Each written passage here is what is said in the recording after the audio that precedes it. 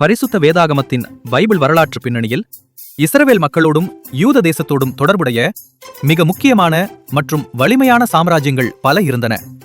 தீர்க்க தரிசன புஸ்தகங்களிலும் குறிப்பாக தானியேல் மற்றும் வெளிப்படுத்தின விசேஷம் இந்த வல்லரசுகள் விரிவாக குறிப்பிடப்பட்டுள்ளன.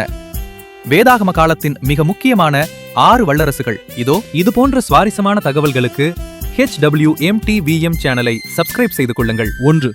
எகிப்திய சாம்ராஜ்யம், ஈஜிப்ட். வேதாகமத்தின் ஆரம்ப காலங்களில் எகிப்து ஒரு மிகப்பெரிய வல்லரசாக இருந்தது. ஆபிரகாம், யோசேப்பு மற்றும் மோசே ஆகியோரின் காலங்களில் எகிப்தின் தாக்கம் அதிகம். இஸ்ரவேல் மக்கள் 430 ஆண்டுகள் இங்கே அடிமைகளாக இருந்ததும் பின்னர் விடுதலையானதும் பழைய ஏற்பாட்டின் மிக முக்கியமான நிகழ்வாகும். 2. அசிரிய சாம்ராஜ்யம், அசிரியா. இது ஒரு கொடூரமான மற்றும் வலிமையான இராணுவத்தை கொண்ட வல்லரசாக இருந்தது. கிறிஸ்துவுக்கு முன் 722இல் வட இஸ்ரவேல் ராஜ்யத்தை சமாரியா கைப்பற்றி மக்களை சிறைபிடித்துச் சென்றது இந்த அசிரியாவே. இதன் தலைநகரம் நினிவே. யோனா தீர்க்கதரிசி நினிவேக்கு சென்ற சரித்திரம் உங்களுக்கு தெரிந்திருக்கலாம். 3. பாபிலோனிய சாம்ராஜ்யம்.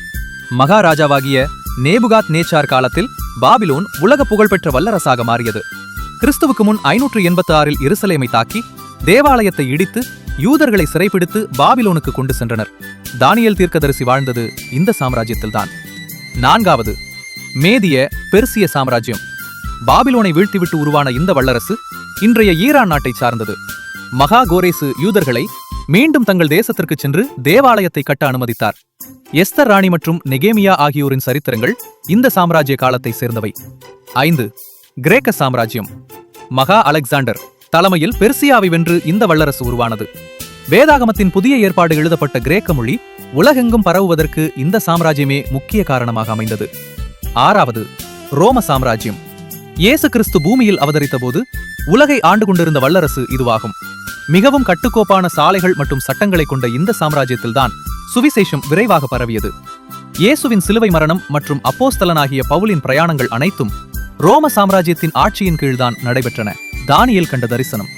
தீர்க்கதரிசியாகிய தானியேல் கண்ட சிலையும் பொன், வெள்ளி, வெண்கலம், இரும்பு 4 மிருகங்களின் தரிசனமும் இந்த சாம்ராஜ்யங்களின் எழுச்சியையும் வீழ்ச்சியையும் துல்லியமாக முன்னறிவித்தன என்பது வேதாகமத்தின் சிறப்பம்சமாகும். பரிசுத்த வேதாகமம் குறிப்பிடும் இந்த 6 வல்லரசுகளும் நமக்கு சொல்லும் மிக முக்கியமான செய்தி இதுதான். மனுஷனுடைய அதிகாரம் தற்காலிகமானது, தேவனுடைய ரட்சிப்பு நித்தியமானது.